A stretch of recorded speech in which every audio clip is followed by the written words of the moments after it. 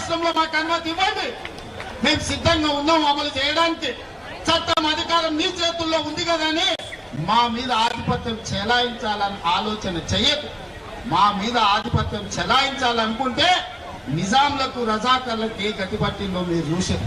ఉమ్మడి రాష్ట్రంలో ఏం జరిగిందో మీరు చూసారు. తెలంగాణ రాష్ట్రంలో గడీల నుంచి పరిపాలన అందించాల్సిన వాళ్ళు ఇవాళ ఎక్కడున్నాడో చూసారు. ఇవాళ ఢిల్లీలో గద్దె మీద ఉన్నామని మీరు అనుకుంటున్నారు.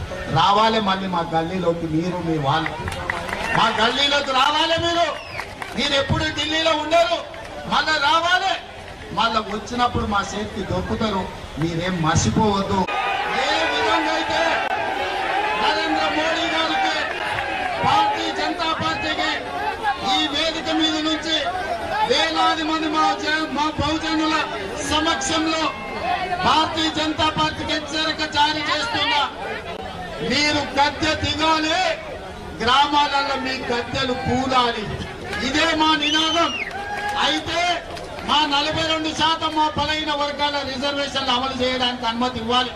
ఒకవేళ మా బలైన వర్గాల 42% రిజర్వేషన్లకు మీరు చట్టాలను మార్చి మాకు సాయం చేయకపోతే మీరు గద్దె దిగాల్సిందే, మీ గద్దెలు కూలాల్సిందే. గ్రామాలలో మా బలైన వర్గాల సోదరులారా, ఇప్పుడు రాకపోతే ఎప్పుడు రాదు, ఇప్పుడు రాకపోతే ఎప్పటికీ రాదు.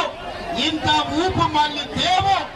ఈనాడు నేను విజ్ఞప్తి చేస్తున్నా, మీకు అండగా నిలబడే మీ సోదరుడు తెలంగాణ రాష్ట్రానికి ముఖ్యమంత్రిగా ఉన్నాడు.